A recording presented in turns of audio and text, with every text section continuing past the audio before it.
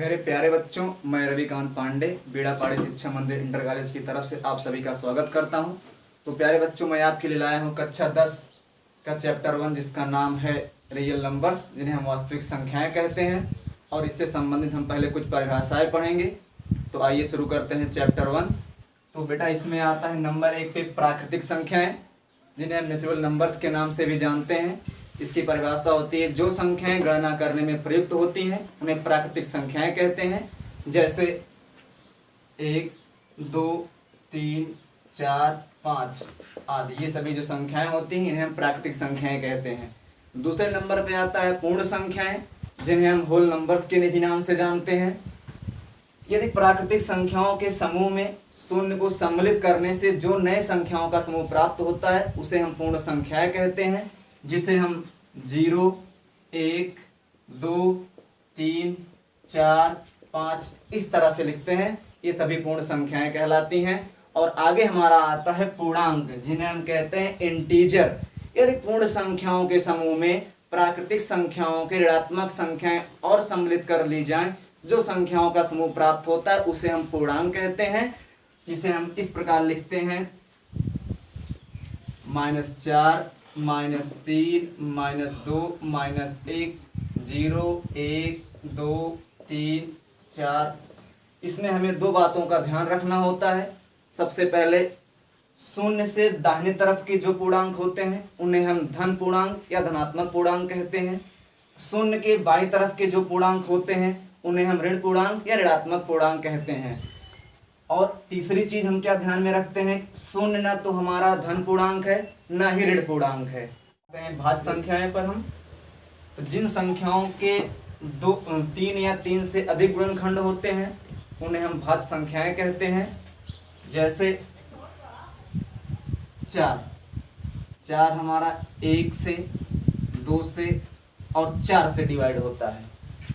उसके बाद हम लिख सकते हैं 6, 1 से, 2 से, 3 से और 6 से। हमें ये ध्यान में रखना है, भाज्य संख्याएं जिनके 3 या 3 से अधिक गुणनखंड होते हैं वो सभी भाज्य संख्याएं कहलाती हैं। आगे हम आते हैं अभाज्य संख्याएं। वे संख्याएं जिनके केवल सिर्फ 2 गुणनखंड होते हैं उन्हें अभाज्य संख्याएं कहते हैं। जैसे 2, 1 से और स्वयं से, 3, 1 से और स्वयं से। और आगे हम आते हैं परिमेय संख्याएं, जिन्हें हम कहते हैं रेशनल नंबर्स। वे संख्याएं जिन्हें हम p/q के रूप में लिख सकते हैं, लेकिन q बराबर 0 के नहीं है, ऐसी संख्याओं को हम परिमेय संख्याएं कहते हैं। जैसे 1/2, 3/4, 5/8 आदि, इस प्रकार की सभी संख्याएं परिमेय संख्याएं कहलाती हैं। और अब हम आगे आते हैं अपरिमेय संख्याएं। ऐसी संख्याएं जो p/q के रूप में नहीं लिखी जा सकती हैं उन्हें अपरिमेय संख्याएं कहते हैं। जैसे √2, √3, √5। और अब हम आगे आते हैं वास्तविक संख्याएं, जो हमारा चैप्टर का नाम है रियल नंबर्स। तो परिमेय और अपरिमेय संख्याओं के समूह को वास्तविक संख्याएं कहते हैं। जैसे 3/5, 7/9, √6, √7, इस प्रकार की जो भी संख्याओं का समूह में प्राप्त होता है उसे हम वास्तविक संख्याएं कहते हैं। हम चलते हैं इस चैप्टर के पहले प्रमेय पर, जिसका नाम है यूक्लिड विभाजन प्रमेय का, या इसे कहते हैं यूक्लिड डिवीजन लेमा। इसका कथन होता है, 2 धनात्मक पूर्णांक a और b दिए रहने पर ऐसी अद्वितीय पूर्णांक संख्याएं q और r विद्यमान हैं कि a बराबर bq प्लस r, जहाँ 0 is less r equal than r is less than b, या 0 छोटा या बराबर है r से, r छोटा है b से। इसमें हम जानते हैं कि a हमेशा बड़ा होगा b से और a हमेशा बड़ा होगा b से। a को अगर हम डिवाइड करते हैं b से तो हमारा भागफल आता है q और शेषफल आता है r। a को कहते हैं भाज्य बी को कहते हैं भाजक, क्यू को कहते हैं भागफल और आर को कहते हैं शेषफल। इसे हम लिखते हैं भाज्य बराबर भाजक गुणे भागफल धन शेषफल। और हमारा जो शेषफल होता है वो सदैव 0 के बराबर या हमेशा भाजक से छोटा होना चाहिए। इस पर हम एक एग्जाम्पल कर लेते हैं। जैसे 5 को 2 से डिवाइड किया गया, 2 दूना 4 और शेषफल हमारा आया 1। इसे हम इस प्रकार लिख सकते हैं 5 बराबर 2 गुणे 2 धन 1।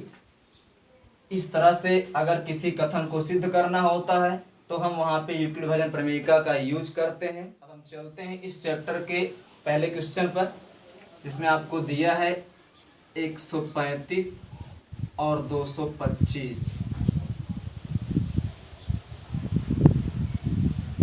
अब इसमें हम देख रहे हैं कि 225 135 से बड़ा है।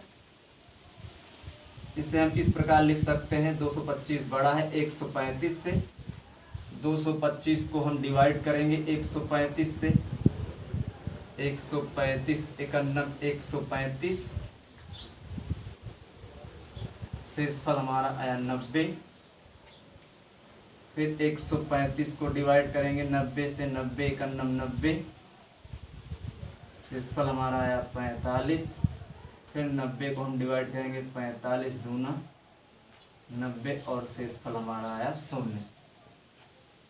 इसे हम इस प्रकार से भी दिखा सकते हैं 225 बराबर भाज्य गुणे भाजक धन शेषफल 135 गुणे 1 धन 90।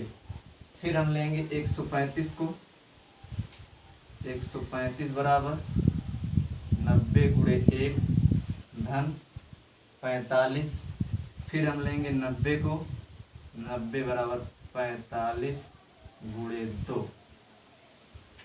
यूक्लिड विभाजन प्रमेयिका अगर श्रृंखला में होती है तो इसे हम कहते हैं यूक्लिड विभाजन एल्गोरिथ्म कहते हैं, जिससे हम क्या ज्ञात करते हैं, एक विशेष मान ज्ञात करते हैं जिसे हम कहते हैं HCF या कहते हैं मासा। तो HCF 135 और 225 का क्या आया हमारा 45। हमेशा जो भाजक होता है एकदम अंतिम में, वही हमारा किन्हीं भी संख्याओं का क्या कहलाता है, HCF कहलाता है। किसके द्वारा? यूक्लिड विभाजन एल्गोरिथ्म के द्वारा। तो हमारा जो HCF हुआ 135 और 225 का, वो आया 45। ये आपका उत्तर होगा। और इसी पर आपके सारे सवाल लगेंगे चैप्टर 1।